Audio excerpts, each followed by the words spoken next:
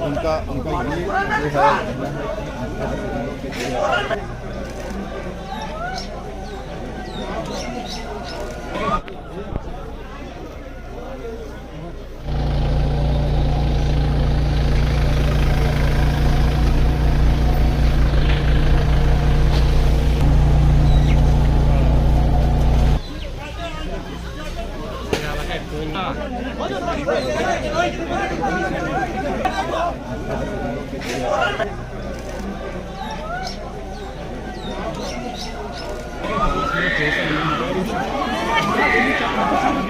नाजरीन, ज़िले शोपियान में उस वक़्त एक गम की लहर दौड़ पड़ी जब छौतीगाम इलाके में नामालूम बंदूक बरदारों की जानिब से पंडित बरादरी के 2 भाइयों पर गोलियां दागी गई।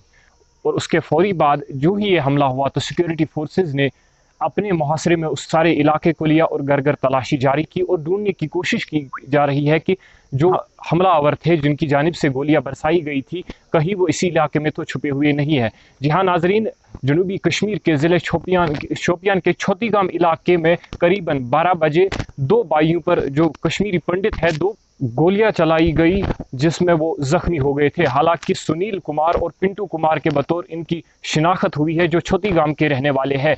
हालांकि जो सुनील कुमार थे जख्मों की ताब न लाकर इस दुनियाई फ़ानी को अलविदा कह गए और उसी जानिब पिंटू कुमार जो ज़ख्मी हालत में उन्हें अस्पताल मुंतकिल किया गया था, डॉक्टरों की जानिब से कहा गया है कि वो बसेहत सलामत है और उन्हें घर भी लाया गया है। हालांकि अभी कुछ देर पहले सुनील कुमार की जो डेड बॉडी है वो अपने गांव पहुंची है जहां पर हम इस वक्त खड़े हैं छौतीगाम इलाके में। कैमरामैन आपको दिखाएगा कि यहाँ पर सिक्योरिटी के कड़े इंतजाम किए गए हैं और यहाँ पे आप एक गम का माहौल देख सकते हैं। पूरे इलाके में एक गम की लहर जो है वो दौड़ पड़ी जो ही ये खबर जो है सामने आई।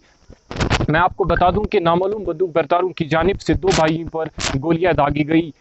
हालांकि अगर हम बात करें पिछले ही 3 दिनों के अंदर ये चौथा ऐसा हमला है। पहले ही एक हमला नौहटा इलाके में हुआ जहां पर सुरक्षा बलों पर एक हमला किया गया और उसके बाद कल शाम को 2 ग्रेनेड्स फेंके गए एक बड़गाम इलाके में जो माइनॉरिटी कम्युनिटी वहां पे है वहां पे भी एक माइनॉरिटी कम्युनिटी को जख्मी किया गया ग्रेनेड फेंककर। और उसके बाद पीसीआर श्रीनगर में भी एक ऐसा ही वाकया सामने आया जहां पर एक ग्रेनेड फेंका गया जिसमें एक पुलिस एहलकार जो था वो जख्मी हो गया। और आज दिन की अगर हम पिछले 24 घंटों की बात करें तो ये तीसरा हमला है जम्मू कश्मीर में। और यहाँ पर आप देख सकते हैं गम का माहौल है यहाँ पे पूरे इलाके में दौड़ा हुआ है।